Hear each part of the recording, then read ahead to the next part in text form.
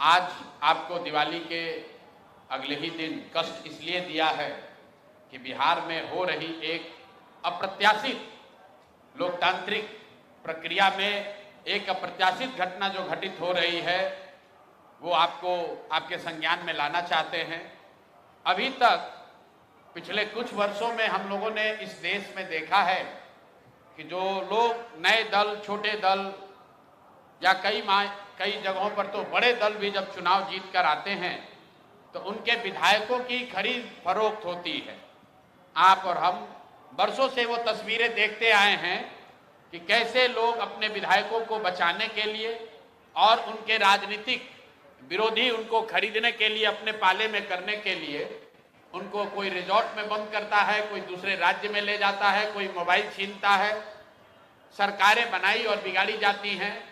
और पिछले कुछ वर्षों में भारतीय जनता पार्टी की एक छवि बनी है कि चुनाव कोई भी जीते सरकार यही लोग बनाएंगे। अब बिहार में इन्होंने एक नया प्रयोग, नया अभियान शुरू किया है।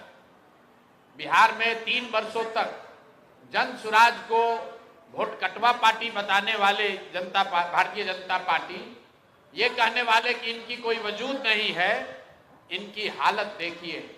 चुनाव की प्रक्रिया शुरू हुई है और सबसे ज्यादा अगर डर किसी को लग रहा है तो वो एनडीए के, भाजपा के लोगों को लग रहा है। और वो डर महागठबंधन के लोगों से नहीं लग रहा, क्योंकि महागठबंधन के लोगों का इस्तेमाल तो जनता को डराने के लिए करते हैं कि भाई हमको वोट दे दो, नहीं दोगे तो लालू जी का जंगल राज आ जाएगा। लेकिन इस बार चुनाव की लोकतांत्रिक प्रक्रिया में जन सुराज का एक नया विकल्प जनता के सामने है। और जो बात मैं पिछले 2 बरस से गांव-गांव जाकर मैंने बताया है कि जन सुराज का सबसे बड़ा असर ये है कि सबसे बड़ा योगदान ये है कि 30 वर्षों से चल रही बंधुआ मजदूरी, लोगों की मजबूरी, जहां लालू जी के डर से भाजपा नीतीश और भाजपा के डर से लालू जी को आपको वोट देना पड़ता है, उस राजनीतिक बंधुआ मजदूरी को खत्म करने का रास्ते का नाम है जन सुराज। और इसकी वानगी आप देखिए, यहाँ का एक क्षेत्र, अभी आपने खबर सुनी होगी कि पिछले 4-5 दिनों में 3 जन सुराज के घोषित उम्मीदवार जिन्होंने नामांकन किया या जो लोग नामांकन करने गए, उन लोगों को नामांकन नहीं करने दिया गया या नामांकन किया तो उससे उनका नामांकन विड्रॉ कराया गया है। अब कुछ लोग इसको ये चर्चा कर रहे हैं कि लगता है कि जन सुराज के लोग डर रहे हैं। तो अब कौन डर रहा है, इसको दिखाने के लिए आपके पास यहाँ आज मैंने प्रेस वार्ता बुलाई है। पहला केस है दानापुर का।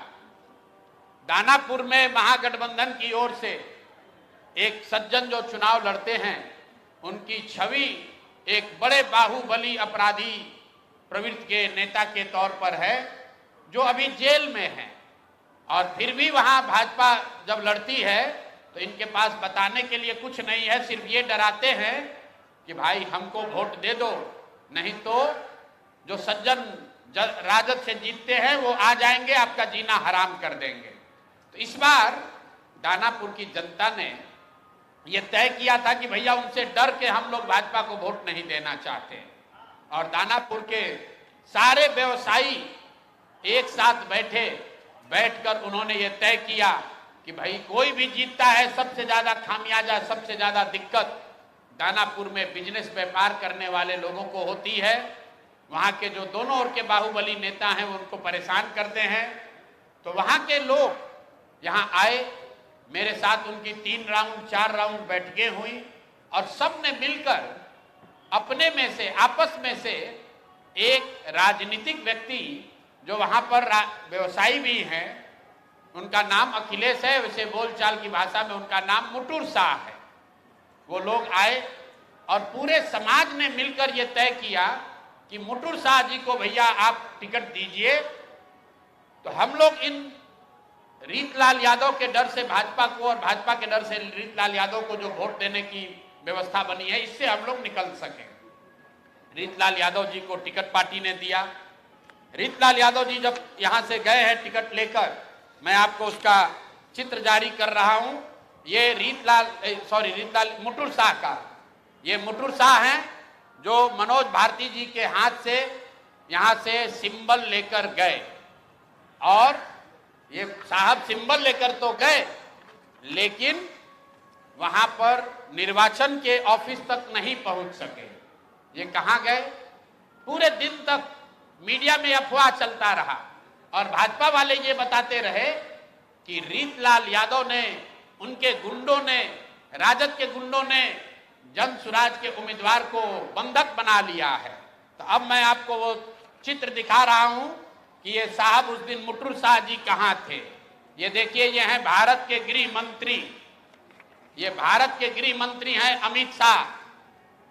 अमित शाह जी हैं भारत के गृह मंत्री, और साथ में है धर्मेंद्र प्रधान जो भारत सरकार के मंत्री हैं और भाजपा के यहाँ चुनाव के अधिकारी हैं, प्रभारी हैं। देखिए आप लोग, आचार संहिता की बात होती है, वोटरों को डराने खरीदने पर आचार संहिता लागू है, लेकिन सामने का जो उम्मीदवार है उसको भारत के गृह मंत्री अपने साथ खड़ा किए हुए हैं, पूरे दिन बैठाए हुए हैं ताकि वो नामांकन भी न कर सके। ये है भाजपा के चाल चरित्र चेहरा। ये देखिए भाजपा का चाल चरित्र चेहरा, और बता रहे हैं ट्विटर पर बैठ के कि जनसुराज के उम्मीदवार भाग रहे हैं।